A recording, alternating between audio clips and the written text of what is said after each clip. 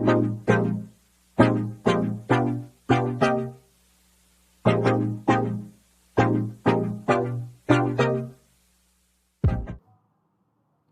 के इस एपिसोड में हम बात करने जा रहे हैं कि आखिर ये किताब हमें क्यों पढ़नी चाहिए।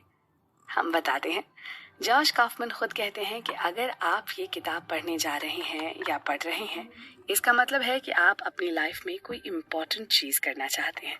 आप बिजनेस शुरू करना चाहते हैं, या फिर आप अपनी जॉब में प्रमोशन पाना चाहते हैं, या फिर संसार में कोई नई चीज़ करना चाहते हैं।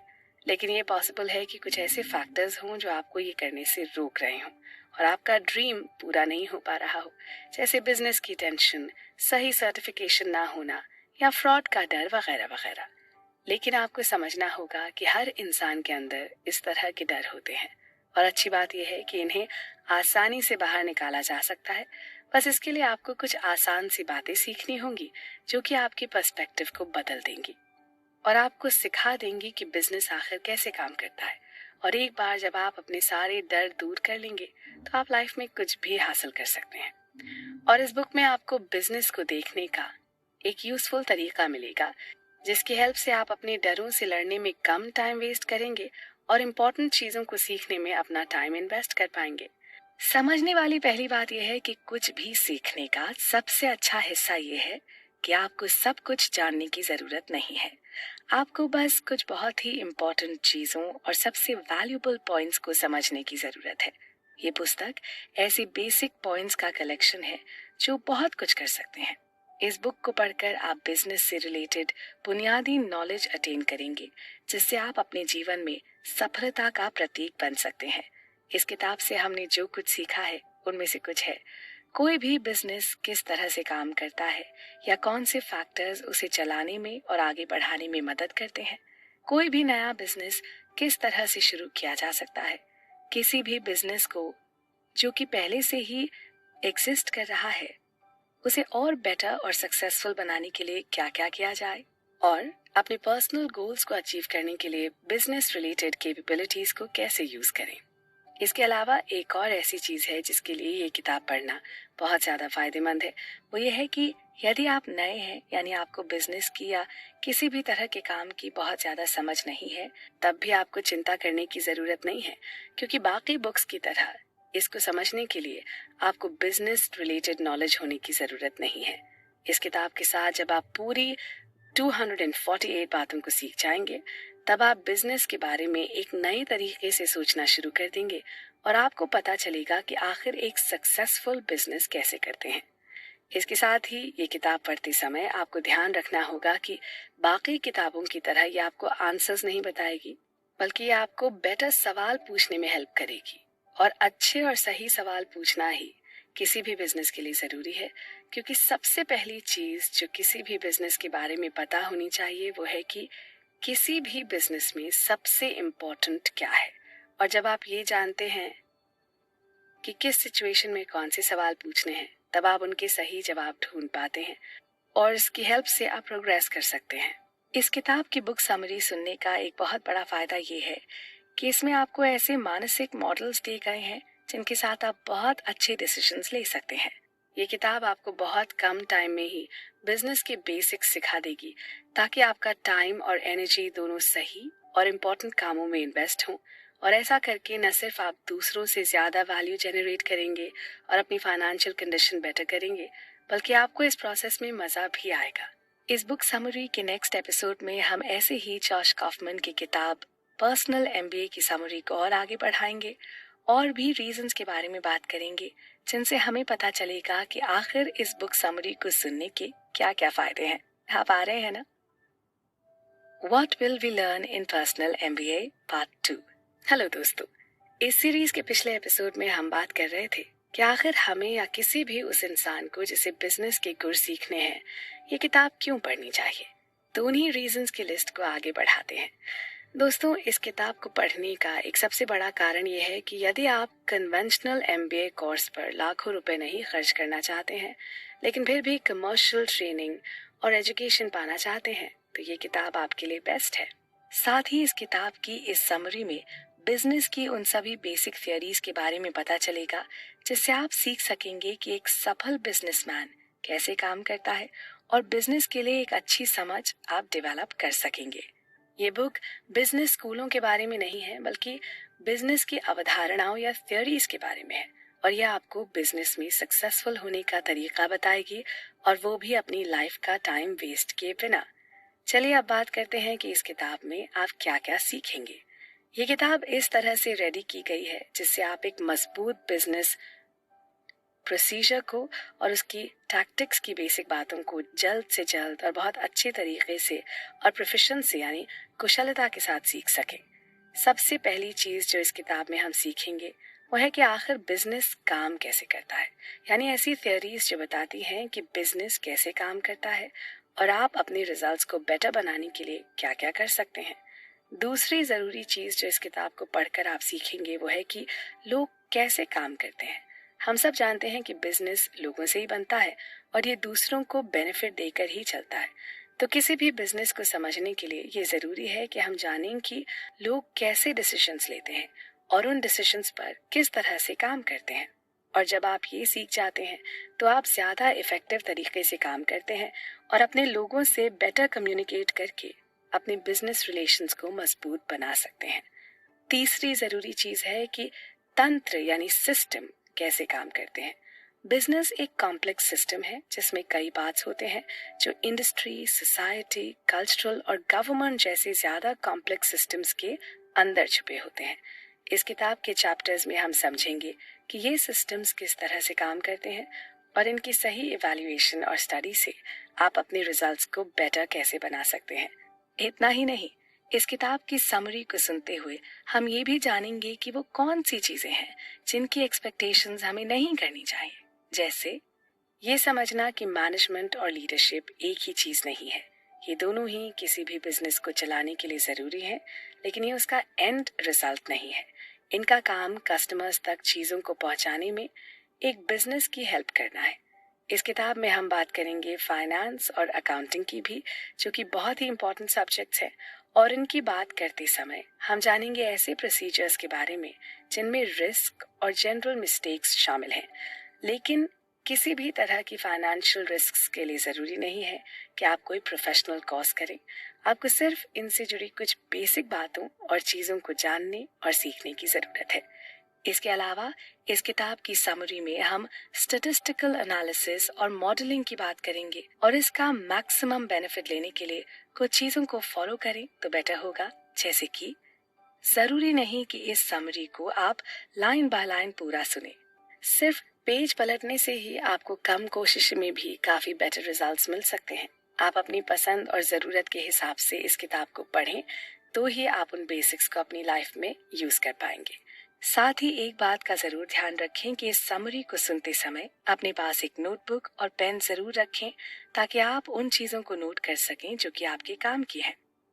और आप टाइम टू टाइम इस समरी को सुनते रहें अपनी जरूरत के अकॉर्डिंग, ताकि आप चीजों और बातों को भूले नहीं और आपको एक रिमाइंडर मिलता रहे। इसके साथ ही आप इन बातों को अपने आसपास के लोगों के साथ भी शेयर करें।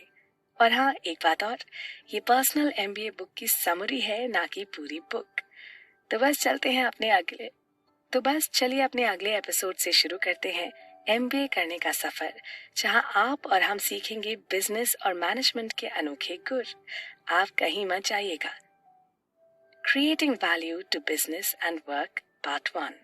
हेलो दोस्तों, पर्सनल एमबीए की समरी के आज के एपिसोड में हम बात करेंगे एक ऐसे फैक्टर के बारे में जिसके अगर किसी एक एंटरप्रेन्योर को सही समझ ना हो तो फिर वो अपने बिजनेस में कभी सक्सेसफुल नहीं हो सकता है। जी हाँ, हम बात कर रहे हैं वैल्यू क्रिएशन की। हर सक्सेसफुल बिजनेस कोई ना कोई वैल्यू जरूर क्रिएट करता है। दुनिया में ऐसी बहुत सारी अपॉर्चुनिटीज हैं जिनसे आप किसी न किसी तरह से दूसरे लोगों के जीवन को बेहतर बना सकते हैं, और एक बिजनेसमैन के रूप में आपका काम उन चीजों की पहचान करना है जो लोगों के पास पर्याप्त नहीं है, फिर इसे लोगों को देने का एक तरीका ढूंढना है। ये किताब नहीं, इसकी समरी है, और इसमें हम आपको बता रहे हैं कि जॉश कॉफमन कहते हैं कि जब भी आपके कस्टमर आपसे कुछ खरीदते हैं तो वो उस चीज को वैल्यू कर रहे होते हैं जो कि आप उन्हें ऑफर कर रहे हैं, ना कि कोई भी और चीज जो कि वो उस पैसे से खरीद सकते हैं।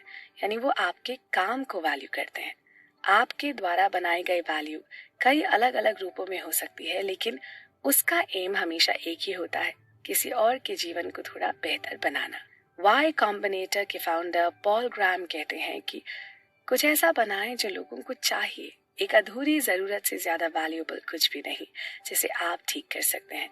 अगर आपको कुछ टूटा हुआ मिलता है जिसे आप बहुत से लोगों के लिए ठीक कर सकते हैं, तो आपको सोने की खान मिल गई है। जॉश कॉफमन कहते हैं कि किसी भी बिजनेस के 5 पॉइंट्स होते हैं। पहला, लोगों को क्या चाहिए इसकी खोज करना और फिर उसे बनाना।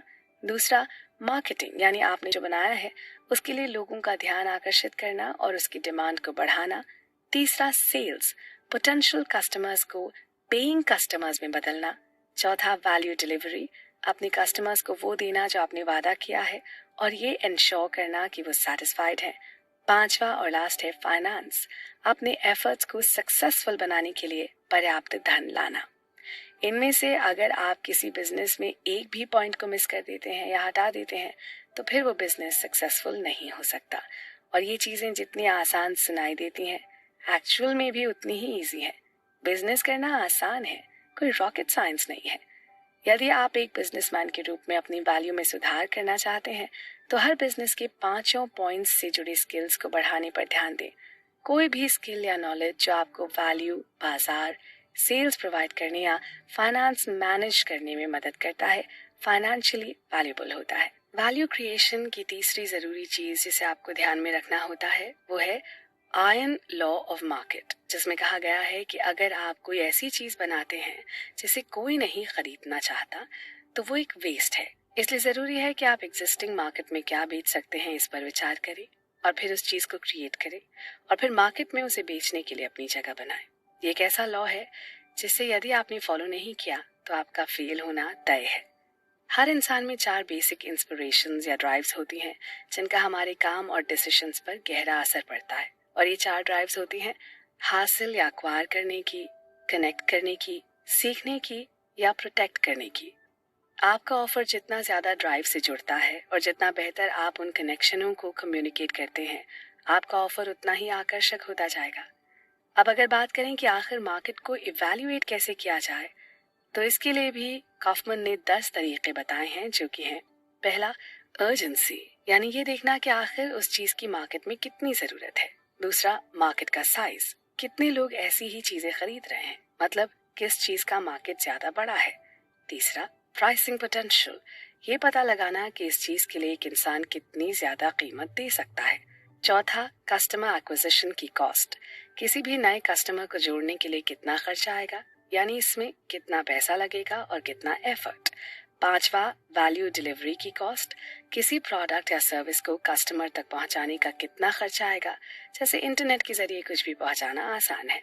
छठा, ऑफर की यूनिकनेस, आप जो चीज कस्टमर को ऑफर कर रहे हैं वो किस तरह से बाजार की बाकी चीजों से अलग है। सातवां, ये देखना कि आप किसी भी प्रोडक्ट को कितनी जल्दी तैयार कर सकते हैं। आठवां, किसी भी चीज को बेचने से पहले आप उसमें कितना खर्च कर रहे हैं। नवां, अप सेल पोटेंशियल, यानी कि ये देखना कि आप अपने प्रोडक्ट के साथ कुछ और भी है जो अपने कस्टमर्स को ऑफर कर रहे हैं। एंड 10वां होता है एवरग्रीन पोटेंशियल, एक बार जब काम शुरू हो जाता है तो उस चीज को बेचते रहने के लिए आपको और कितने एफर्ट्स करने होंगे। इसलिए जरूरी है कि किसी भी काम को शुरू करने से पहले आप मार्केट को रिसर्च करने के लिए पूरा टाइम दें, तभी आप एक बेहतर प्रोडक्ट बनाने का काम कर सकते हैं। इस समरी के नेक्स्ट एपिसोड में हम बात करेंगे और जानेंगे कि वैल्यू कितनी तरह की होती है और उसे कैसे पहचाना जाना चाहिए।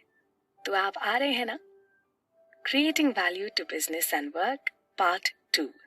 हेलो दोस्तों, पर्सनल एमबीए की ये किताब नहीं बल्कि उसकी समरी है, जहां हम सीरीज में पिछले एपिसोड में बात कर रहे थे वैल्यू क्रिएशन की। लेकिन ये वैल्यू है क्या? ऑस्ट्रेलिया के इकोनॉमिस्ट लुडविग वॉन माइसेस के मुताबिक वैल्यू इंटरनल नहीं होती, ये चीजों में नहीं होती, ये हमारे अंदर होती है। यानी ये एक तरीका है जिससे इंसान अपनी सराउंडिंग्स की सिचुएशंस पर रिएक्ट करता है। किसी दूसरे इंसान को वैल्यू देने के लिए उसे एक ऐसा फॉर्म लेना चाहिए जिसके लिए वो पे करने को तैयार हो।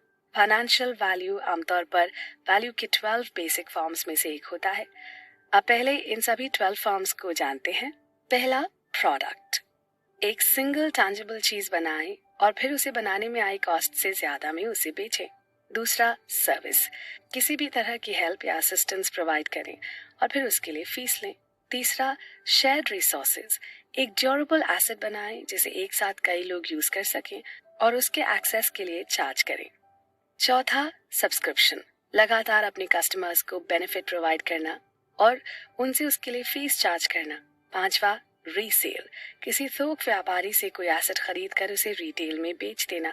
छठा, लीज या पट्टा, किसी एक एस्टेट को अक्वायर करना और दूसरों को उसे कुछ टाइम के लिए यूज करने देना और बदले में उनसे चार्जेस लेना।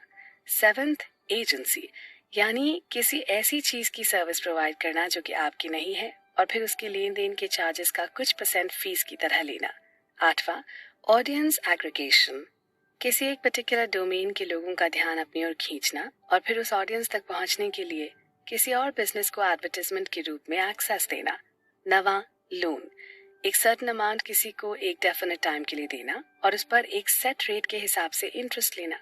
10वां, ऑप्शन, किसी भी डेफिनेट टाइम पीरियड के लिए प्री डिफाइंड एक्शन करने की एबिलिटी देना और उसके बदले में चार्जेस लेना। 11, इंश्योरेंस या बीमा, जिसमें होल्डर से एक प्रीपेड अमाउंट के बदले में कुछ बुरा होने का रिस्क लेना और तभी पेमेंट करना जब वाकई कुछ बुरा हो।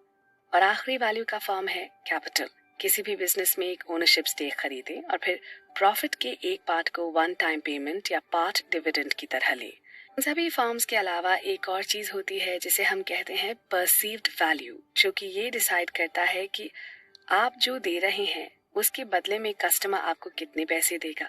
और ये perceived value person to person vary करती है, यानी ये इस बात पर डिपेंड करती है कि आपके कस्टमर की करंट सिचुएशन क्या है। वैल्यू क्रिएशन के लिए कुछ और फैक्टर्स भी रिस्पॉन्सिबल होते हैं, जैसे मॉड्यूलरिटी, यानी आप अपने कस्टमर्स को उनकी सिचुएशंस और करंट कंडीशन के हिसाब से डिफरेंट फॉर्म्स ऑफ वैल्यू के कॉम्बिनेशन दे सकते हैं। फिर आते हैं बंडलिंग और अनबंडलिंग। बंडलिंग का मतलब है एक बड़े ऑफर में कई छोटे ऑफर को मिलाकर और भी अधिक वैल्यू बनाने के लिए आपके द्वारा पहले से बनाए गए वैल्यू का फिर से उपयोग करना। बंडल में जितने ज्यादा ऑफर होंगे, बंडल का परसीव्ड मूल्य उतना ही अधिक होगा। अनबंडलिंग बंडलिंग के ऑपोजिट है। इसका मतलब है कि एक प्रपोजल को कई छोटे प्रपोजल्स में डिवाइड करना। बंडलिंग और अनबंडलिंग कुछ नया बनाए बिना डिफरेंट कस्टमर्स के लिए वैल्यू बनाने में हेल्प करते हैं। वैल्यू क्रिएशन के लिए प्रोटोटाइप बनाना भी बहुत जरूरी है, जिससे आपको पता लग सके कि आपका प्रोडक्ट कैसा दिखेगा और उसी के हिसाब से उसका वैल्यूएशन किया जा सके। इसके अलावा एक और इम्पोर्टेंट फैक्टर होता है फीडबैक। आपके पोटेंशियल कस्टमर से प्रोटोटाइप पर मिला फीडबैक उसकी सेलिंग से पहले से ही उसे बेटर बनाने और उसकी वर्थ इवैल्यूएट करने में हेल्प करता है। साथ ही मार्केट में मौजूद अल्टरनेटिव्स के बारे में भी पता होना आपको एक सही प्रोडक्ट को बनाने और उसके वैल्यूएशन में हेल्प करता है। साथ ही ट्रेड ऑफ हमें सिखाता है कि आप सबको खुश नहीं कर सकते, इसलिए इम्प्रूवमेंट्स कीजिए, लेकिन ये मत सोचिए कि आपको सबको खुश करना है। किसी भी पोटेंशियल परचेस से पहले हमें 9 कॉमन इकोनॉमिक वैल्यूज को इवैल्यूएट करना चाहिए, जो है efficiency, speed, reliability, ease of use, flexibility, status, aesthetic appeal, emotion and cost. ये सभी चीजें वैल्यू क्रिएशन में काफी हेल्पफुल होती हैं। इस समरी के अगले एपिसोड्स में हम बात करेंगे मार्केटिंग की। आखिर बनाई गई चीज को सही जगह पर बेचना भी तो जरूरी है। तो दोस्तों, चलते हैं इस बुक समरी के अगले एपिसोड पर और जानते हैं और भी जरूरी बातें। आप कहीं मत जाइएगा। बिजनेस का most important rule, marketing, part 1। Hello दोस्तों, आप सुन रहे हैं जॉश कॉफमन की बुक पर्सनल MBA की ऑडियो बुक समरी। इस सीरीज के आज के एपिसोड में हम बात करने जा रहे हैं एक ऐसी टेक्निक की जिसके बिना कोई भी बिजनेस कभी भी खड़ा नहीं हो सकता। जी हाँ, हम बात कर रहे हैं मार्केटिंग की। इससे पहले के एपिसोड्स में हमने जाना कि वैल्यू क्रिएशन बिजनेस के लिए कितना जरूरी है, लेकिन आपको ये जानकर शायद थोड़ी सी हैरानी होगी कि वैल्यू प्रोवाइड करना ही काफी नहीं होता। यदि कोई ये नहीं जानता कि आप उन्हें क्या ऑफर कर रहे हैं, तो इससे उन्हें कोई फर्क नहीं पड़ता कि आपने कितनी वैल्यू क्रिएट की है। मार्केटिंग किसी बिजनेस का कितना इम्पोर्टेंट हिस्सा है, आप इसी से समझ सकते हैं कि इसके बिना कोई भी बिजनेस सर्वाइव नहीं कर सकता है। जो लोग नहीं जानते कि आप एग्जिस्ट करते हैं वो आपके द्वारा ऑफर की जाने वाली चीज़ों को नहीं खरीद सकते, और जो लोग आपके ऑफर में इंटरेस्ट नहीं रखते हैं वो पे करने वाले कस्टमर्स नहीं बनेंगे। हर सक्सेसफुल बिजनेस सही लोगों का ध्यान ग्रैब करने और जो ऑफर्स दिए जा रहे हैं उसमें उनका इंटरेस्ट डेवलप करने का एक तरीका ढूंढता है। प्रोस्पेक्ट्स के बिना आप कुछ भी नहीं बेच पाएंगे और प्रॉफिटेबल लेन देन पूरा किए बिना आपका बिजनेस फेल हो जाएगा। बात अगर मार्केटिंग की हो तो मार्केटिंग बेटर प्रोस्पेक्ट्स को ढूंढने की आर्ट है और साइंस है। प्रोस्पेक्ट्स यानी वो लोग जो एक्टिव रूप से आपके ऑफर्स में इंटरेस्ट रखते हैं। दुनिया में सबसे अच्छे बिजनेस क्वालिफाइड प्रोस्पेक्ट्स का ध्यान जल्दी और सस्ते में अट्रैक्ट करने के तरीके खोजते हैं। आप जितनी अधिक संभावनाओं को अट्रैक्ट करेंगे आपके बिजनेस के लिए उतना ही बेहतर होगा। अब ये जानना भी बहुत जरूरी है कि मार्केटिंग और सेल्स दो बहुत अलग अलग चीजें हैं। डायरेक्ट मार्केटिंग भले ही अटेंशन ग्रैब करने और सेल्स के लिए पूछने के टाइम गैप को कम करती है, लेकिन मार्केटिंग और सेल्स तो अलग चीजें हैं। मार्केटिंग का काम है लोगों के नोटिस में आना और सेल्स का काम है डील क्लोज करना। अब अगर मार्केटिंग एक इतनी ही इम्पोर्टेंट टेक्निक है तो इसके कुछ रूल्स भी होते ही होंगे, और मार्केटिंग का सबसे इम्पोर्टेंट रूल जिसे याद रखना बहुत जरूरी है वो है कि अटेंशन इज लिमिटेड। मतलब लोग चीजों को फिल्टर करते हैं क्योंकि वो हर चीज पर ध्यान नहीं दे सकते, तो इसलिए लोगों की नजर में आने के लिए ये जरूरी है कि आप अपने कंपेटिटर्स से अलग और कुछ यूनिक करें, क्योंकि हमारा काम सिर्फ अटेंशन पाना नहीं है बल्कि ये इंश्योर करना है कि ये पोटेंशियल हमारे पेइंग कस्टमर्स में कन्वर्ट हो सके। क्योंकि हमें ये याद रखना जरूरी है कि बिजनेस सेल्स करने के लिए होता है, पॉपुलैरिटी कॉन्टेस्ट जीतने के लिए नहीं। अटेंशन के अलावा और भी बहुत सारे ऐसे फैक्टर्स हैं जो कि एक सक्सेसफुल मार्केटिंग के लिए जरूरी हैं, जैसे रिसेप्टिविटी, यानी कि लोग आपके मैसेजेस या ऑफर्स को किस तरह से देख रहे हैं या समझ रहे हैं, और लोग उसे टाइम के हिसाब से अलग अलग तरह से समझते हैं। इसके बाद आती है रिमार्केबिलिटी, यानी आखिर आप ऐसा क्या कर रहे हैं अपने प्रोडक्ट के साथ कि वो आपको सबसे अलग बना रहा है और लोगों का ध्यान आपकी ओर खींच रहा है। अब ये जानना भी बहुत जरूरी है कि मार्केटिंग करनी किसके लिए है, मतलब हमारा प्रोबेबल परचेजर कौन है। हर किसी का ध्यान अपनी ओर खींचना बेकार है। जरूरी यह है कि हम अपनी रिसोर्सेज वहां यूज करें जहां हमें पता है कि लोग ऑलरेडी हमारे ऑफर में इंटरेस्टेड हैं। अब इसके लिए हमें लोगों का ध्यान ऑलरेडी एग्जिस्ट कर रही चीजों से हटाकर अपनी ओर खींचना होगा, और लोगों का ध्यान अपनी ओर खींचने के लिए आपकी अप्रोच आपके प्रोस्पेक्टस के लेवल ऑफ अवेयरनेस पर डिपेंड करती है। मतलब वो प्रॉब्लम्स, सॉल्यूशन और आपके ऑफर्स के बारे में कितना जानते हैं। इन सभी के लिए आपका फोकस एंड रिजल्ट पर होना चाहिए। अपने ऑफर्स के फीचर्स पर फोकस करना और उन्हें मार्केट करना आसान है, लेकिन हमारा फोकस होना चाहिए कि आखिर हमारे ऑफर के बेनिफिट्स क्या हैं, क्योंकि and result core human drive पर डिपेंड करता है। अगले एपिसोड में हम बात करेंगे और भी ऐसे कई फैक्टर्स के बारे में जो कि एक सक्सेसफुल मार्केटिंग और उसकी स्ट्रैटेजी सीखने में हमारी मदद करते हैं। इस बुक समरी से आपको अपने बिजनेस और करियर में जरूर मदद मिलेगी। हालांकि ये पूरी बुक नहीं है बल्कि सिर्फ उसकी समरी है। तो चलिए चलते हैं अपने नेक्स्ट एपिसोड पर। आप हमारे साथ आ रहे हैं ना? बिजनेस का most important rule marketing part 2। Hello दोस्तों, इस सीरीज के पिछले एपिसोड में हमने बात करनी शुरू की थी एक ऐसी तकनीक के बारे में जिसके बिना कोई भी बिजनेस सक्सेसफुली मैनेज नहीं किया जा सकता। जी हाँ, हम बात कर रहे थे मार्केटिंग की और उन सभी फैक्टर्स की जो एक मार्केटिंग स्ट्रैटेजी के लिए जरूरी होते हैं। पिछले एपिसोड में हमने जाना कि मार्केटिंग के लिए हमारा फोकस होना चाहिए एंड रिजल्ट पर, और इस फोकस को बनाए रखने के लिए और अच्छी मार्केटिंग स्ट्रैटेजी प्लान करने के लिए और भी कई फैक्टर्स हैं जिन पर हमारा फोकस होना चाहिए। इस बुक समरी में हमने आपके लिए जरूरी बिजनेस और करियर में काम आने वाली बातों को बहुत इजी वे में समराइज किया है। बात करें अगर मार्केटिंग स्ट्रैटेजीज की, तो डेमोन्स्ट्रेशन सबसे पुरानी और सबसे इफेक्टिव मार्केटिंग टेक्निक है। ये आपके प्रोस्पेक्टस को आप पर भरोसा करने के लिए रेडी करता है और ये उन्हें भरोसा दिलाता है कि आपकी मार्केटिंग और सेल्स सच्ची हैं। फिर आती है क्वालिफिकेशन, जिससे हमें ये पता चलता है कि जिसे हम प्रोस्पेक्टस मान रहे हैं क्या वो वाकई एक पेइंग कस्टमर बन सकता है या फिर हम अपना टाइम और अपनी एनर्जी को वेस्ट कर रहे हैं। अब बात करते हैं पॉइंट ऑफ मार्केट एंट्री की। ये एक ऐसा पॉइंट होता है जहां पर एक पोटेंशियल कस्टमर आपके ऑफर्स को रिसीव करने लगता है। इसलिए ये पता लगाना ज़रूरी है कि लोग आपके ऑफर्स के बारे में कब सुनने को रेडी हैं, और जब आप ऐसा करते हैं तो आप अपने रिसोर्सेज को बर्बाद होने से बचा लेते हैं। और ऐसे लोगों से यानी पोटेंशियल कस्टमर्स से टच में आने का सबसे आसान तरीका है एड्रेसेबिलिटी। ऐसे लोगों को एड्रेस करना जो ऑलरेडी आपके ऑफर में इंटरेस्टेड है।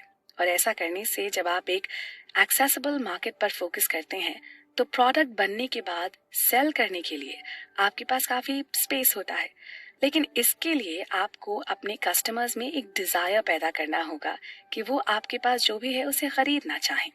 जब आप लोगों में डिज़ायर प्रोवोक करते हैं तो लोग कई बार अनकंफर्टेबल हो जाते हैं, लेकिन सच ये है कि लोग वही खरीदते हैं जो वो वाकई खरीदना चाहते हैं।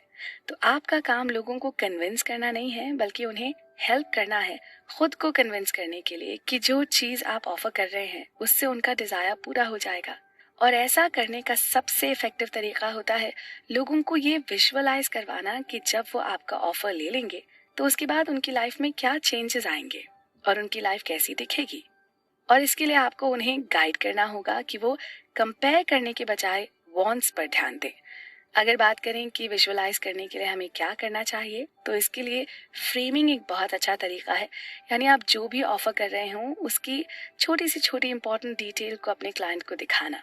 लेकिन इसका ये मतलब बिल्कुल भी नहीं है कि आप उन्हें हर चीज़ की डिटेल दें। हम फ्रेमिंग पर भरोसा इसलिए करते हैं क्योंकि हमारे पास टाइम और अटेंशन दोनों ही कम होते हैं। अटेंशन खींचने के लिए एक और काम जो बहुत इफेक्टिव साबित होता है वो है कुछ फ्री में देना। आप और हम ये जानते हैं कि फ्री की चीज़ किसी का भी ध्यान अपनी ओर आसानी से खींच सकती है, और ये आपके कस्टमर्स को एक मौका देती है कि वो आपके ऑफर की वैल्यू को समझ सकें। इन सब के बाद बात आती है परमिशन की, जो कि वाकई एक अच्छा एसेट है।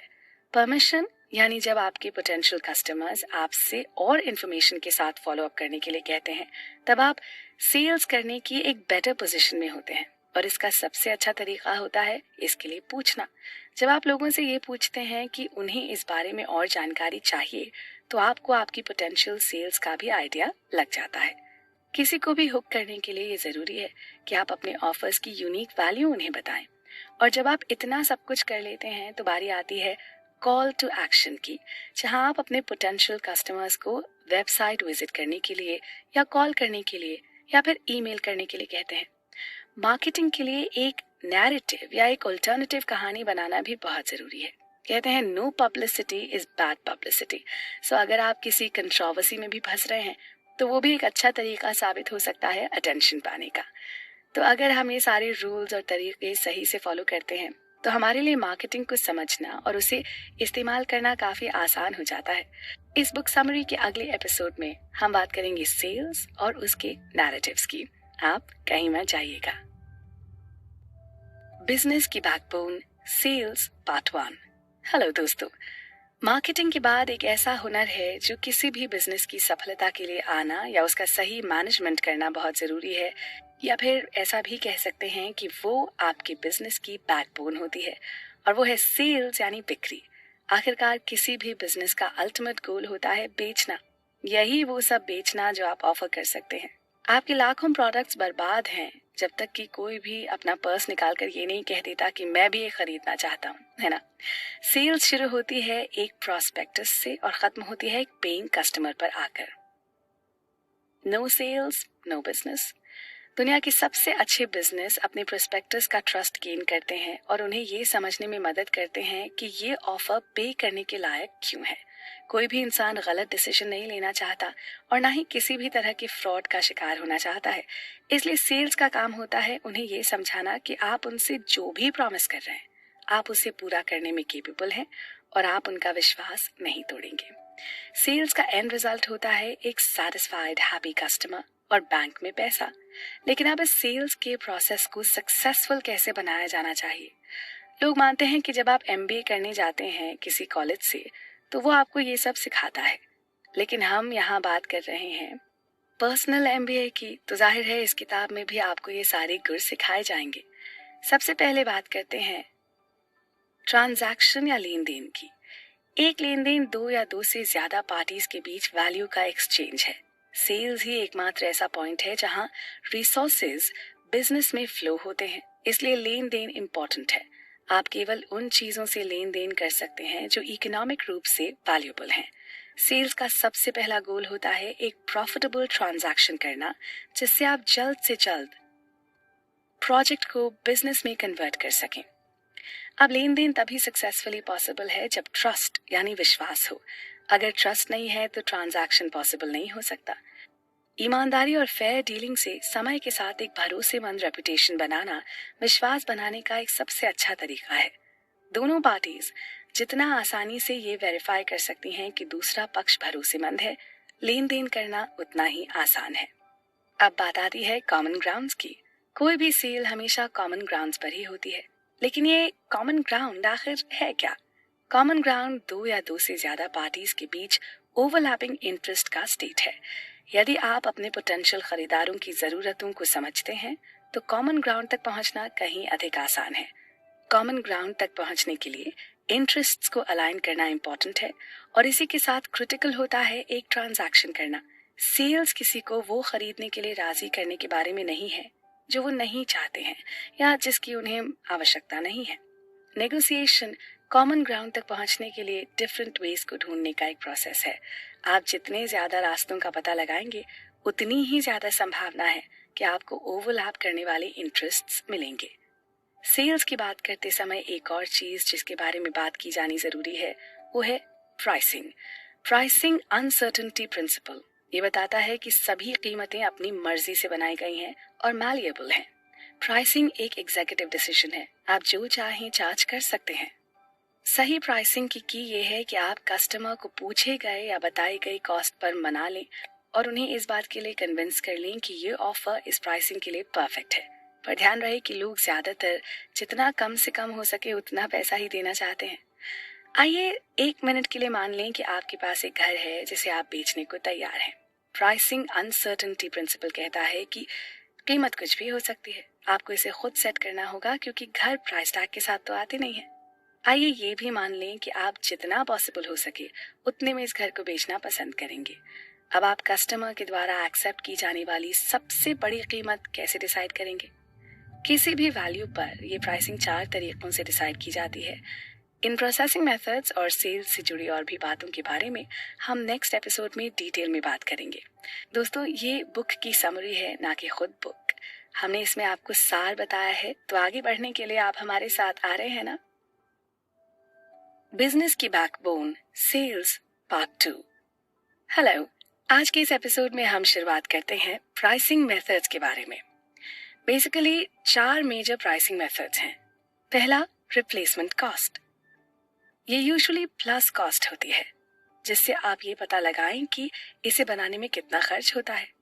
अपना मार्कअप जोड़ें और अपनी कीमत उसी के अकॉर्डिंग सेट करें। दूसरा है द मार्केट कंपैरिजन मेथड, जिसमें आप ऐसे ही दूसरे ऑफर्स को इवैल्यूएट करते हैं और ये देखते हैं कि बाकी के ऑफर्स से ये ऑफर किस तरह से बेटर है। तीसरा होता है द डिस्काउंटेड कैश फ्लो यानी DCF या नेट प्रेजेंट वैल्यू और net present value NPV method. ये केवल उन चीजों की प्राइसिंग के लिए उपयोग किया जाता है जो एक ऑनगोइंग कैश फ्लो क्रिएट कर सकते हैं, जो इसे पूरे बिजनेस को बेचने के लिए प्राइसिंग का एक बहुत ही जनरल तरीका बनाता है। और चौथा होता है वैल्यू कंपैरिजन मेथड, जिसमें आमतौर पर आपके ऑफर की कीमत तय करने का सबसे अच्छा तरीका है, क्योंकि किसी स्पेसिफिक ग्रुप के लिए ऑफर का प्राइस काफी ज्यादा हो सकता है, जिसके कारण बहुत बेहतर कीमत मिल सकती है। बेसलाइन के रूप में दूसरे मेथड्स का यूज करें, लेकिन ये पता लगाने पर फोकस करें कि आपका ऑफर उस पार्टी के लिए कितना वैल्यूएबल है जिसे आप इसे बेचने की उम्मीद करते हैं। फिर अपनी कीमत उचित रूप से डिसाइड करें। जब आप किसी ऑफर की वैल्यू चेंज करते हैं तो इफेक्ट्स आपके प्रेजेंट टारगेट मार्केट तक लिमिटेड नहीं होते हैं। अक्सर आप टारगेट मार्केट में अचानक चेंज एक्सपीरियंस करेंगे, जिसके लिए आपका ऑफर अपील करता है। एक प्राइस ट्रांजिशन शॉक। कीमतों में बदलाव रातों रात आपके टिपिकल प्रोस्पेक्ट को बदल सकता है। जब आप अलग अलग प्राइसिंग मेथड्स को इवैल्यूएट करते हैं तो आप कुछ ऑब्लिगेशंस देखेंगे, जहां आप कुछ स्पेशल टाइप के कस्टमर्स को अट्रैक्ट करना बंद कर देते हैं और बहुत डिफरेंट स्पेसिफिकेशंस वाले कस्टमर्स को अट्रैक्ट करना शुरू कर देते हैं। बात करें सेलिंग की, तो ये भी कई तरह की होती हैं। सबसे पहले होती है वैल्यू बेस्ड सेलिंग्स, जिसमें आपको उन कारणों को समझना है कि बायर के लिए आपका ऑफर वैल्यूबल क्यों है और फिर उन तरीकों को अप्लाई करना है। हालांकि वैल्यू बेस्ड सेलिंग आप लेन देन की संभावना के साथ साथ खरीदार द्वारा भुगतान की जाने वाली कीमत को भी बढ़ाती है। हमेशा आपके ऑफर में दी जाने वाली प्राइसिंग के आधार पर बिक्री करें, न कि लागत के आधार पर।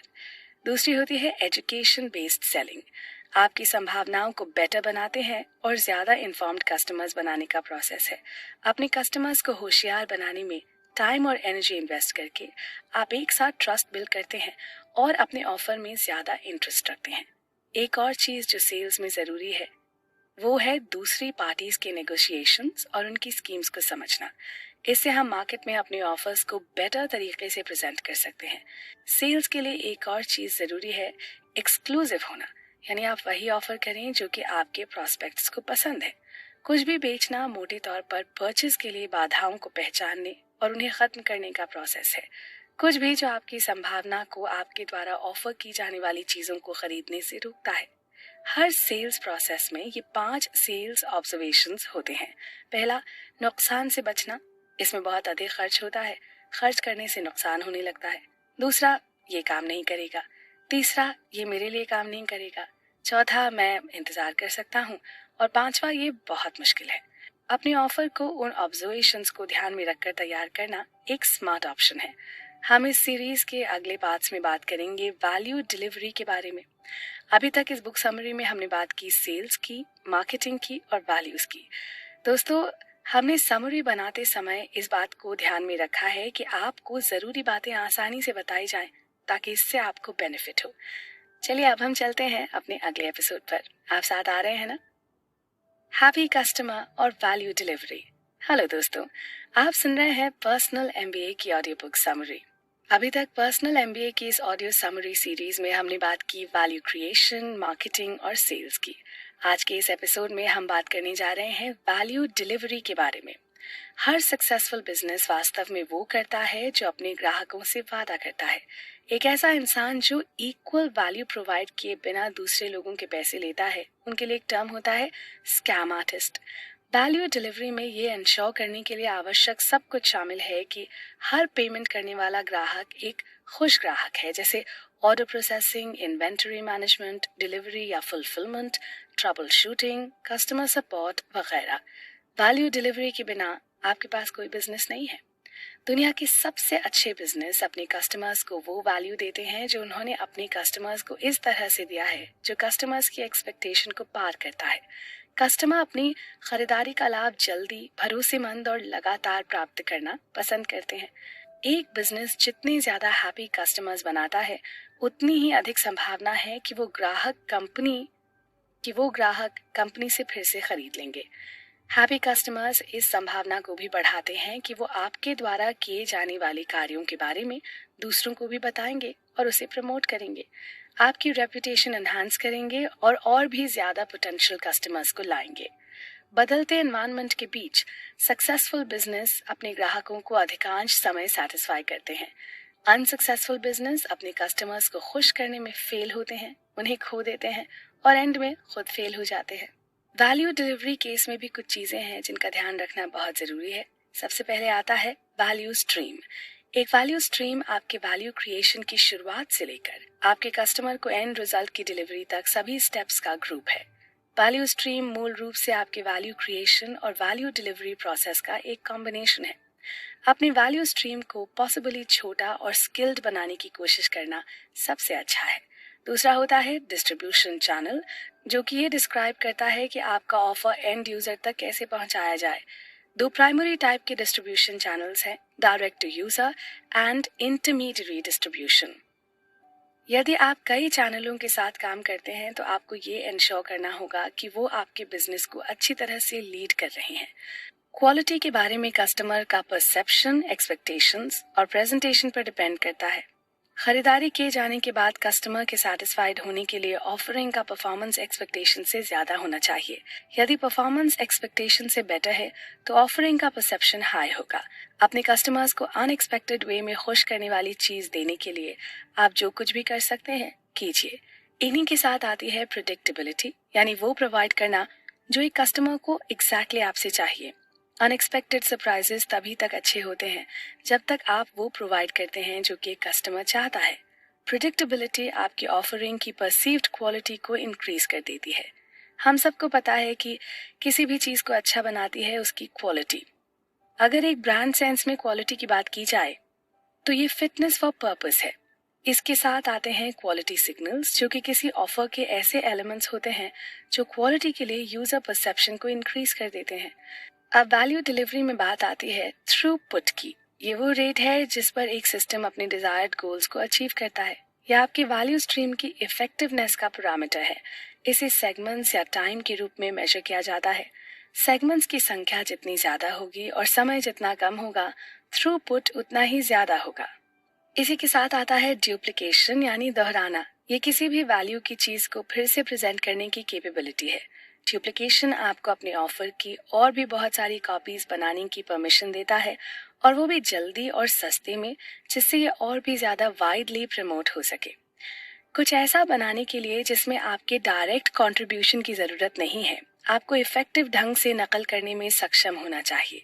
यदि आपको हर कस्टमर के साथ इंडिविजुअल रूप से जुड़ना है तो आप कितने कस्टमर्स की सेवा कर सकते हैं, इसकी एक एक्सटेंडेड लिमिट है। ड्यूप्लिकेशन की ही तरह एक और चीज जो आपको वाइडली स्प्रेड होने में हेल्प करती है वो है मल्टीप्लिकेशन। ये पूरे प्रोसेस या सिस्टम पर किया जाने वाला ड्यूप्लिकेशन है। एक सिंगल बिजनेस क्या प्रोड्यूस कर सकता है, इसकी एक ऊपरी लिमिट है। एक प्रूव्ड मॉडल के बेसिस पर आइडेंटिकल बिजनेस सिस्टम बनाकर एक बिजनेस अधिक कस्टमर्स को वैल्यू प्रोवाइड कर सकता है। मल्टीप्लिकेशन वो है जो छोटे बिजनेसेस को बड़े बिजनेसेस से अलग करता है। इसी के साथ बात आती है स्केल की। स्केल एक प्रोसेस को मजबूती से डुप्लीकेट या मल्टीप्लाई करने की कैपेसिटी है, क्योंकि वो वॉल्यूम को बढ़ाती है। स्केलेबिलिटी प्रोसेस में इम्पोर्टेंट ह्यूमन इन्वॉल्वमेंट का अमाउंट काफी लिमिटेड है। प्रोसेस में रिक्वायर्ड ह्यूमन अटेंशन का लेवल जितना छोटा होगा, बिजनेस उतना ही ज्यादा प्रोडक्शन कर सकता है। ऐसे ही होता है अक्यूमुलेशन, जो उन छोटे या बड़े हेल्पफुल इनपुट्स के बारे में है जो कि समय के साथ बहुत बड़े रिजल्ट्स देते हैं। आप टाइम के साथ जितने छोटे इम्प्रूवमेंट्स करेंगे, आपके रिजल्ट्स उतने ही बेटर आएंगे। इसके अलावा वैल्यू डिलीवरी के लिए कुछ और भी फैक्टर्स और चीजें हैं जिन पर हमें ध्यान रखना चाहिए और उनके बारे में ज्यादा से ज्यादा इन्फॉर्मेशन और नॉलेज लेनी चाहिए, जैसे amplification, barrier to communication, systemization, triage जैसी ही कुछ और चीजें। दोस्तों, आपको पर्सनल एमबीए की हमारी ये सीरीज अच्छे से समझ आ रही होगी। हालांकि ये बुक नहीं है, सिर्फ बुक की समरी है। सीरीज के अगले एपिसोड में हम बात करेंगे बिजनेस के ऐसे पॉइंट की जिनके बिना कोई भी काम करना पॉसिबल नहीं है। जी हाँ, आप बिल्कुल सही गेस कर रहे हैं। हम बात कर रहे हैं फाइनेंसेस की। मैं हूँ पल्लवी भारती, तो आइए मेरे साथ अगले एपिसोड पर चलते हैं। फाइनेंस, पैसों का साइंस और आर्ट, पार्ट 1। हेलो दोस्तों, आप सुन रहे हैं जॉश कॉफमन की बुक पर्सनल एमबीए की ऑडियो बुक समरी, और मैं हूं आपके साथ पल्लवी भारती। जैसा कि हमने पहले बताया कि ये पूरी बुक नहीं है, बस उसकी समरी है। तो अब हम इस सीरीज में एक ऐसे पॉइंट पर आ गए हैं जहां हम आपके साथ एक ऐसे टॉपिक पर बात करने वाले हैं जो कि किसी भी बिजनेस की रूट होता है। जी हाँ, आपने सही समझा, पैसा यानी फाइनेंस। फाइनेंस की अगर बात करें तो मोस्टली लोगों को फाइनेंस को पढ़ने से डर लगता है या उसे समझने में काफी दिक्कत होती है। फाइनेंस बीन अकाउंटिंग, मैथमेटिकल फॉर्मूला और नंबर्स से ओवरफ्लो हो रही स्प्रेडशीट्स को जोड़ने का काम करता है। इसे इस तरह से समझना बहुत मुश्किल और कठिन लगता है, लेकिन यदि आप सबसे इम्पोर्टेंट बात पर फोकस करते हैं तो फाइनेंस को समझना इजी हो जाता है। फाइनेंस बेसिकली किसी भी बिजनेस में पैसों को आते जाते देखने और उसे नोटिस करने की आर्ट और साइंस है, और साथ ही ये डिसाइड करता है कि ये मनी फ्लो चलते रहना सफिशिएंट है या नहीं। इसी के साथ अगर अकाउंटिंग की बात की जाए तो वो फाइनेंशियल डिसीजंस के लिए जाने के लिए यूज किए जाने वाले सारे डेटा और डॉक्यूमेंट्स को सिस्टमैटिक वे में अलाइन करने का प्रोसेस है। यह एक्चुअली इतना कॉम्प्लिकेटेड नहीं है। बिजनेस में बहुत तरीके के फैंसी वर्ड्स और जार्गन्स हो सकते हैं, लेकिन अल्टीमेटली ये देखने के लिए कि हमारा बिजनेस वैसे ही चल रहा है या नहीं जैसा हम चाहते हैं, हम नंबर्स का सहारा लेते हैं, और यकीन मानिए ये इनफ है। हमें ये पता होना चाहिए कि किसी भी सक्सेसफुल बिजनेस को चलते रहने के लिए एक सर्टेन अमाउंट ऑफ मनी जरूर लाना चाहिए। अगर आप वैल्यू क्रिएट कर रहे हैं, मार्केटिंग कर रहे हैं, सेलिंग कर रहे हैं, वैल्यू डिलीवर कर रहे हैं तो हर दिन बहुत सारे पैसे का फ्लो होता है। इसलिए हर बिजनेस को सही तौर पर चलने के लिए और सभी प्रोसेसेस को चलते रहने के लिए एक अच्छे अमाउंट का होना बहुत ज़रूरी है। हर किसी के पास अपनी लाइफ में बहुत सारे खर्चे होते हैं, डेली के बिल्स, घर का सामान और न जाने क्या क्या। इसीलिए बिजनेस करने वालों को अपने टाइम और एनर्जी को जस्टिफाई करने के लिए लगातार कैश फ्लो की ज़रूरत होती है। और अगर वो ऐसा नहीं कर पाते हैं तो उन्हें बिजनेस छोड़ देना चाहिए या फिर कुछ और करना चाहिए। अकॉर्डिंगली हर बिजनेस ओनर को कमाए जाने वाले पैसों का कुछ अमाउंट अपने पास रिजर्व में रखना चाहिए, जिससे वो अपने खर्चे चला सके और अपने साथ काम करने वालों को पे कर सके, जिससे एक स्मूथ फ्लो बना रहे। सबसे बेस्ट बिजनेस एक वर्चुअस साइकिल बनाता है।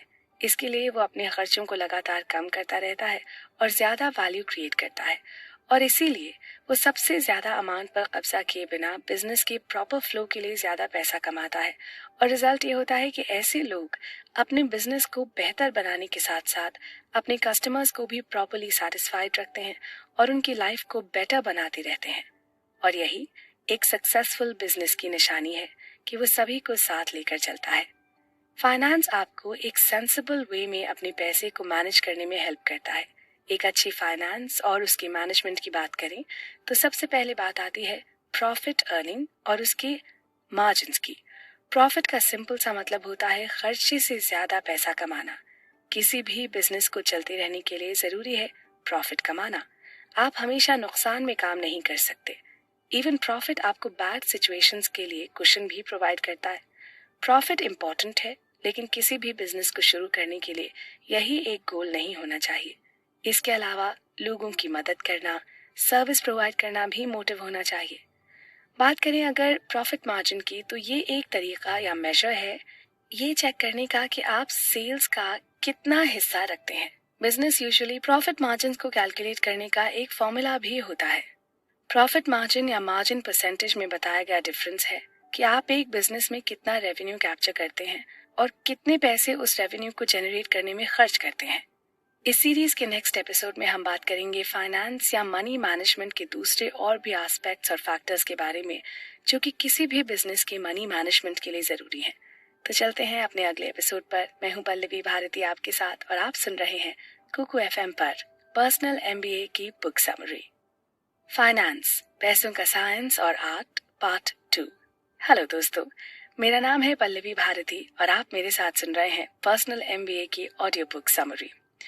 इस सीरीज के पिछले एपिसोड में हम बात कर रहे थे फाइनेंस और मनी मैनेजमेंट के बारे में, जहां पर हमने जाना कि किसी भी बिजनेस के लिए फाइनेंस कितना जरूरी है, क्योंकि बिना पैसे के कोई भी सक्सेसफुल बिजनेस नहीं किया जा सकता।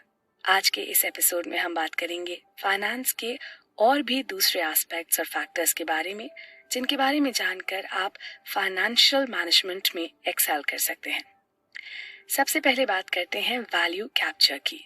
ये एक ऐसा प्रोसेस है जिससे हर ट्रांजैक्शन में वैल्यू के कुछ परसेंटेज को रिटेन किया जाता है। आप जितना ज्यादा वैल्यू कैप्चर करेंगे, आपका ऑफर उतना ही कम अट्रैक्टिव होगा। वैल्यू कैप्चर के दो मेजर अप्रोचेस होते हैं। पहला, मैक्सिमाइजेशन। एक ऑर्गेनाइजेशन को ज्यादा से ज्यादा वैल्यू गैदर करना चाहिए। दूसरा, मिनिमाइजेशन। एक ऑर्गेनाइजेशन को कम से कम वैल्यू कैप्चर करना चाहिए, जितना कि सफिशिएंट हो। जब तक आप अपनी नीड्स के अकॉर्डिंग कैप्चर करते हैं, ठीक है, आपको हर एक पेनी कैप्चर करने की जरूरत नहीं है। अब एक बिजनेस में वैल्यूएशन एक बहुत ही जरूरी कॉन्सेप्ट है। वैल्यूएशन या मूल्यांकन किसी भी कंपनी के टोटल वर्थ का एक एस्टिमेट होता है। एक बिजनेस का रेवेन्यू जितना ज्यादा होता है, उसका मार्जिन भी उतना ही ज्यादा होता है, और जितना ज्यादा उसका बैंक बैलेंस होता है, उतना ही उसका वैल्यूएशन भी। और वैल्यूएशन जितना ज्यादा होगा, मार्केट से लोन लेना उतना ही आसान होगा। और यदि आप इन्वेस्टर्स को लेना चाहते हैं तो आपकी कंपनी का वैल्यूएशन अच्छा होना बहुत इम्पोर्टेंट है। बहुत सारी कंपनीज अपने फाइनेंशियल डिसीजंस इस बेसिस पर लेती हैं कि उनकी कंपनी का वैल्यूएशन कैसे बढ़ेगा। अगर बात करें फाइनेंशियल सफिशिएंसी की, तो ये वो पॉइंट है जहां एक बिजनेस इनफ प्रॉफिट ला रहा है जो लोगों को नियर फ्यूचर में बिजनेस को जारी रखने के लिए परफेक्ट लगता है। यदि आप फाइनेंशियल सफिशिएंसी के पॉइंट पर पहुंच जाते हैं तो आप सफल होते हैं, भले ही आप कितना भी पैसा कमाएं। किसी भी बिजनेस को बनाए रखने के लिए और उसकी प्रॉपर मॉनिटरिंग के लिए एक चीज जो सबसे जरूरी होती है वो है मैनेजिंग द शीट्स, जैसे cash flow statement, income statement, balance sheets वगैरह। सबसे पहले बात करें कैश फ्लो स्टेटमेंट की, तो ये एक बहुत ही स्ट्रेट फॉरवर्ड अप्रोच होती है। ये बेसिकली एक डेफिनेट टाइम पीरियड में किसी भी कंपनी के फाइनेंसेस की जांच करता है। सबसे पहले बात करें कैश फ्लो स्टेटमेंट की, तो ये बहुत ही स्ट्रेट फॉरवर्ड होता है। ये बेसिकली एक डेफिनेट टाइम पीरियड में किसी भी कंपनी के फाइनेंसेस की जांच करना है। ये एक लेजर की तरह है। कैश फ्लो इन डिपॉजिट और कैश फ्लो आउट। आइडियली ज्यादा मनी फ्लो इन होती है और कम मनी फ्लो आउट होती है, और टोटल कभी भी जीरो से नीचे नहीं जाता।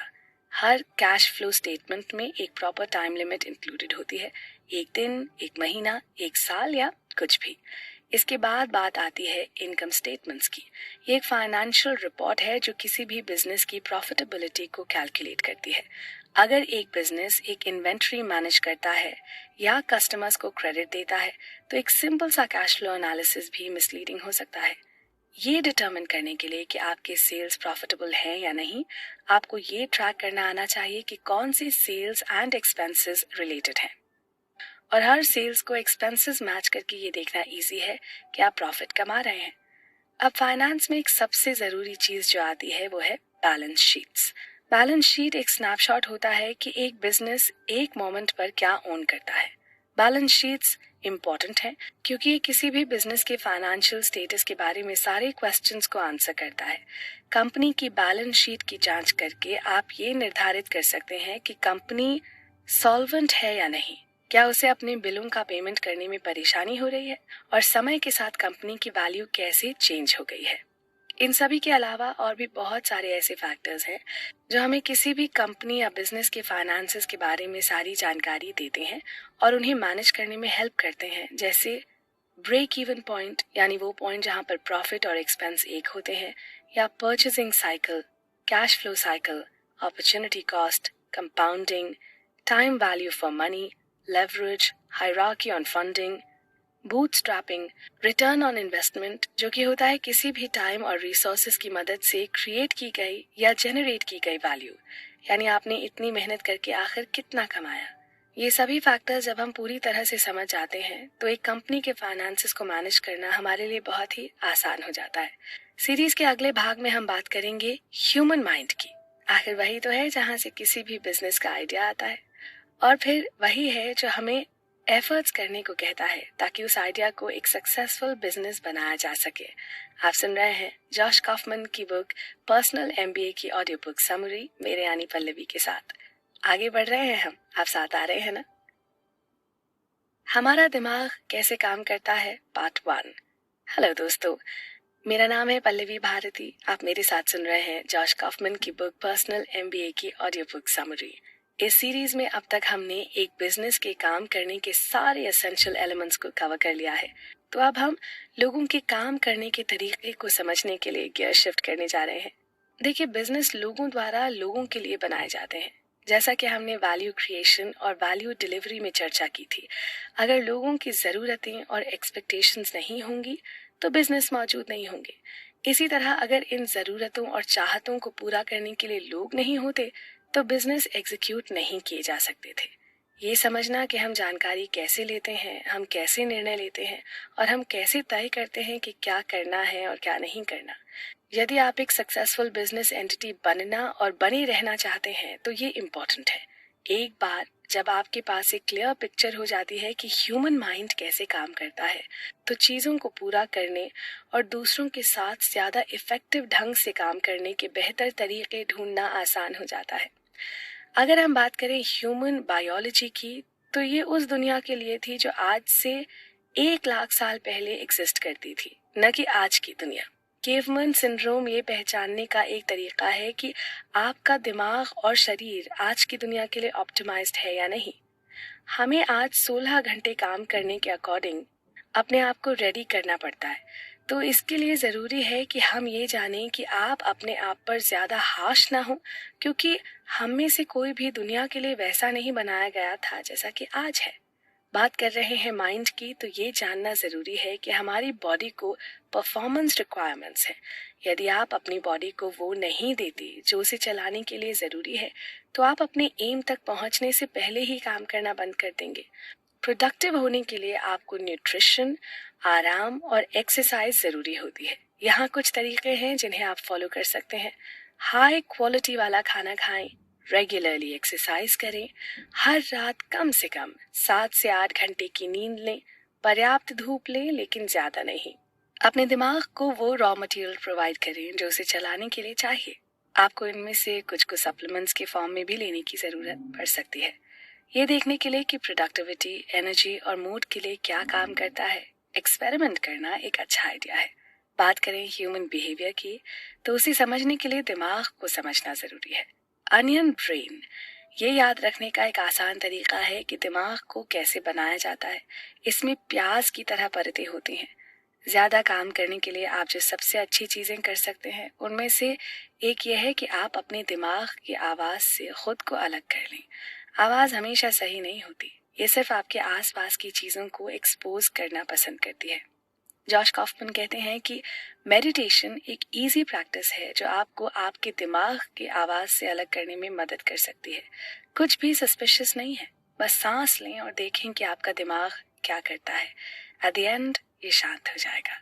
ह्यूमन बिहेवियर के लिए एक फेमस थियोरी है जो है परपेचुअल कंट्रोल थियोरी, जो कहती है कि हम दुनिया की अपनी परसेप्शंस को एक्सेप्टेबल बाउंड्रीज के अंदर रखने के लिए काम करते हैं।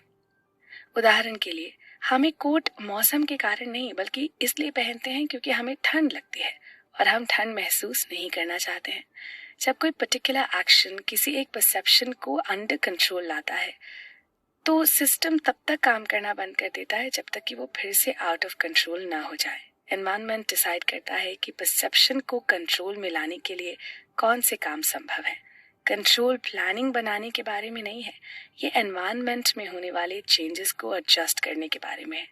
ये समझकर कि लोग अपनी परसेप्शंस को कंट्रोल करने के लिए काम करते हैं, आप उन्हें इम्प्रेस करने के लिए बेहतर ढंग से इक्विप्ड होंगे। इस सीरीज के नेक्स्ट एपिसोड में हम बात करेंगे ह्यूमन माइंड के दूसरे फैक्टर्स के बारे में और जानेंगे कि कैसे एक ह्यूमन माइंड किस तरह से एक सक्सेसफुल बिजनेस बनाने के लिए काम करता है। आप सुन रहे हैं जॉश कॉफमैन की बुक पर्सनल MBA की ऑडियो बुक समरी और मैं हूं आपके साथ पल्लवी भारती। अगले चैप्टर पर आप हमारे साथ आ रहे हैं ना? हमारा दिमाग कैसे काम करता है, पार्ट 2। हेलो दोस्तों, मेरा नाम है पल्लवी भारती और आप मेरे साथ सुन रहे हैं जॉश कॉफमैन की बुक पर्सनल MBA की ऑडियो बुक समरी। पिछले एपिसोड में हम बात कर रहे थे ह्यूमन माइंड की, जहां हमने एक ह्यूमन ब्रेन और बॉडी के बारे में जाना। इस एपिसोड में हम बात करेंगे ह्यूमन माइंड के दूसरे फैक्टर्स की। सबसे पहले हम बात करेंगे रेफरेंस लेवल की। यह हर परपेचुअल कंट्रोल सिस्टम का की एलिमेंट है। ये रेफरेंस लेवल बेसिकली 3 तरह के होते हैं। पहला, सेट पॉइंट, अ मिनिमम और मैक्सिमम लेवल। बिजनेस फाइनेंसेस को इस तरह से कंट्रोल किया जाता है, जब तक आपका रेवेन्यू और एक्सपेंसेस रिस्पेक्टिव लिमिट से ज्यादा और कम है तब तक आप ठीक हैं। दूसरा है रेंज, एक्सेप्टेबल वैल्यू का स्प्रेड एक सेट पॉइंट के साथ। डिफरेंस ये है कि इसमें एक अपर और लोअर लिमिट पॉइंट होता है और परसेप्शन को अंडर कंट्रोल होने के लिए उन लिमिट्स के बीच में होना चाहिए। तीसरा होता है एरर या गलती। सेट पॉइंट 0 के रूप में डिफाइंड होता है और जो कुछ भी 0 नहीं है वो कंट्रोल से बाहर है। बिहेवियर को बदलने के लिए आपको या तो रेफरेंस लेवल या एनवायरनमेंट बदलना होगा। रेफरेंस लेवल को बदलकर या अवेलेबल ऑप्शंस को बदलकर आप एक तरीके से काम कर सकते हैं और फिर भी कंट्रोल में रह सकते हैं, भले ही परसेप्शंस सेम हो। रेफरेंस लेवल बदलें और आपका बिहेवियर पूरी तरह से बदल जाएगा।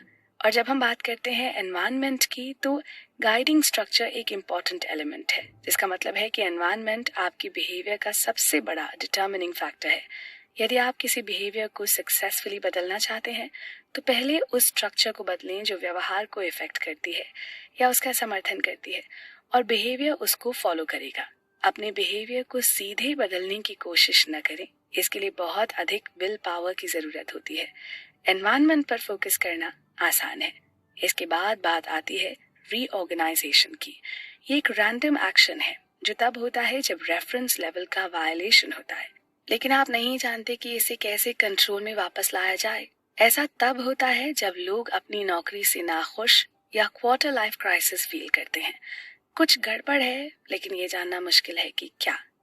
रीऑर्गेनाइजेशन सीखने का न्यूरोलॉजिकल बेसिस है।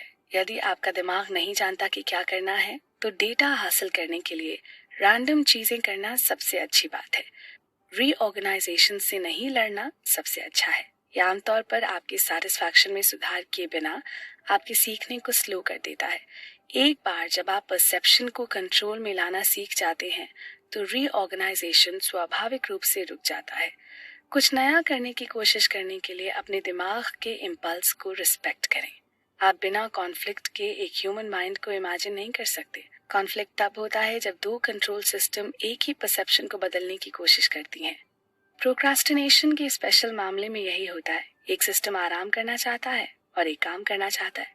कॉन्फ्लिक्ट तब भी होता है जब लोग अलग अलग आउटपुट के लिए कंट्रोल कर रहे होते हैं, जिन्हें सेम इनपुट की आवश्यकता होती है।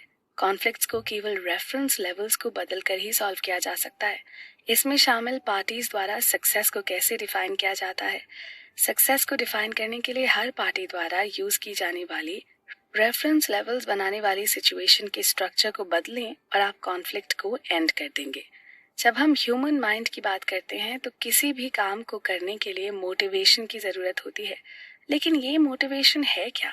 मोटिवेशन या प्रेरणा एक इमोशनल स्टेट है जो हमारे दिमाग के उन हिस्सों को जोड़ती है जो किसी भी एक्शन के लिए जिम्मेदार महसूस करते हैं। दो बेसिक इच्छाएं हैं जो मोटिवेशन को जगाती हैं, किसी डिजायरेबल चीज की ओर बढ़ना और किसी ऐसी चीज से दूर जाना जो डिजायरेबल नहीं है। मोटिवेशन एक फीलिंग है, रीजनल गतिविधि नहीं। सिर्फ इसलिए कि आपका दिमाग सोचता है कि आपको मोटिवेटेड होना चाहिए, इसका ये मतलब नहीं कि आप अपने आप से प्रेरित हो जाएंगे। कॉन्फ्लिक्ट्स का रिजल्ट तब होता है जब एक ही समय में मूव टूवर्ड्स और मूव अवे साइंस होते हैं। ये डिफेंस मैकेनिज्म पास्ट में रिस्क से बचने के लिए डेवलप किया गया था, लेकिन मोस्टली प्रेजेंट रिस्क्स अब लाइफ या डेथ की सिचुएशन नहीं है जैसे वो हुआ करते थे। वैसे मैं ये बताती चलूं कि आप सुन रहे हैं जॉश कॉफमैन की बुक पर्सनल एमबीए की ऑडियो बुक समरी, जिसे हमने आपके लिए आसान भाषा में बनाया है। इन सभी के अलावा एक ह्यूमन माइंड और उसके बिजनेस में यूज के और भी बहुत सारे फैक्टर्स होते हैं जो कि एक डिस्कशन या एक्शन को अफेक्ट करते हैं। सीरीज के नेक्स्ट एपिसोड में हम बात करेंगे कि हमें कैसे अपने ऊपर या अपने आप कैसे और क्या क्या काम करने चाहिए ताकि हम एक सक्सेसफुल बिजनेस रन करने के लायक बन सकें। चलते हैं अगले एपिसोड की तरफ। आप आ रहे हैं ना? स्ट्रैटेजीज बनाना और उस पर काम करना पार्ट 1। हेलो दोस्तों, मेरा नाम है पल्लवी भारती। आप मेरे साथ सुन रहे हैं जॉश कॉफमैन की बुक पर्सनल एमबीए की audio book summary. Poet, dramatist and polymath Johann Wolfgang von Goethe ने कहा है कि सोचना आसान है, एक्शन लेना मुश्किल और अपनी सोच के हिसाब से काम करना सबसे ज्यादा मुश्किल है।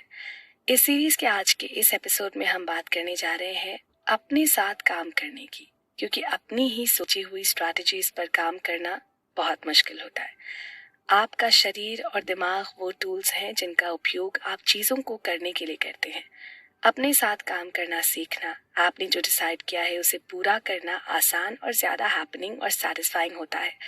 आज के बिजी बिजनेस एनवायरनमेंट में हर उस चीज के बारे में स्ट्रेस लेना आसान है जिसे करने की जरूरत है। इफेक्टिव ढंग से और एफिशिएंसी के साथ काम करना सीखना एक पूरे करियर और एक टायरिंग करियर के बीच का अंतर हो सकता है। आज हम इस बात पर चर्चा करेंगे कि क्या करना है। एम डिसाइड करें और उसे अचीव करें। अपने डेली टास्क्स को ट्रैक करें, रेजिस्टेंस पर काबू पाएं और बिना एग्जॉस्ट हुए लगातार अधिक प्रोडक्टिव काम करें। सबसे पहले बात है चीजों को एक्सपीरियंस करने की, तो एक टर्म आता है जो है अक्रेजर।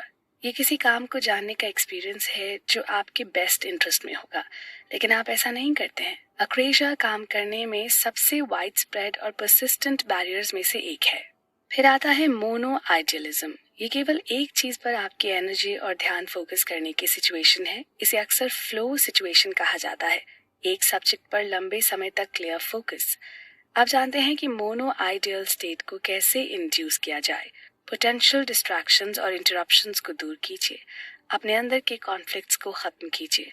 थोड़ा सा प्रोडक्टिव डैश काम करके अटेंशन प्रोसेस को स्टार्ट करना। यदि आप अपना डैश शुरू करने से पहले डिस्ट्रैक्शंस और कॉन्फ्लिक्ट्स को खत्म करते हैं तो आप जल्दी से एक मोनो आइडियल अवस्था में कन्वर्ट हो जाएंगे। अपने साथ काम करने के लिए अगला जो पॉइंट जिसे ध्यान में रखना चाहिए वो है कॉग्निटिव स्विचिंग पेनल्टी। हर बार जब आप अपना ध्यान एक विषय से दूसरे विषय पर लगाते हैं तो आप पर कॉग्निटिव स्विचिंग पेनल्टी लगाया जाता है। आपका दिमाग समय और एनर्जी खर्च करता है। कॉन्टैक्ट्स को लोड करने और रीलोड करने में न्यूरोलॉजिकल रूप से मल्टीटास्किंग इम्पॉसिबल है। आप वास्तव में दो चीजें नहीं कर रहे हैं, आप अपना ध्यान एक चीज से दूसरी चीज पर लगा रहे हैं। प्रोडक्टिव मल्टीटास्किंग एक मिथ है। अनप्रोडक्टिव स्विचिंग से बचने के लिए एक जैसे कामों को एक साथ कंबाइन करना सबसे अच्छा है। इस तरह आपके दिमाग को कॉन्टेक्स्ट को केवल एक बार वर्केबल मेमोरी में लोड करने की जरूरत होती है। आप कम मेहनत में ज्यादा काम करेंगे। अब काम है तो उसे कंप्लीट कैसे करें? किसी चीज को करने के केवल 4 तरीके हैं: completion, deletion, delegation and deferment. इन्हें कंप्लीशन के 4 मेथड्स कहा जाता है। अपनी टू डू लिस्ट के माध्यम से जाने पर आप सभी 4 ऑप्शंस का यूज कर सकते हैं और आप ज्यादा काम करेंगे। पहला है कंप्लीशन यानी काम करना। ये उन कामों के लिए बेस्ट है जिन्हें केवल आप ही स्पेशल रूप से अच्छी तरह से कर सकते हैं। दूसरा है डिलीशन, किसी टास्क को एलिमिनेट करना। ये किसी भी चीज के लिए इफेक्टिव है जो अनइम्पोर्टेंट या अननेसेसरी है। तीसरा होता है डेलीगेशन यानी अपना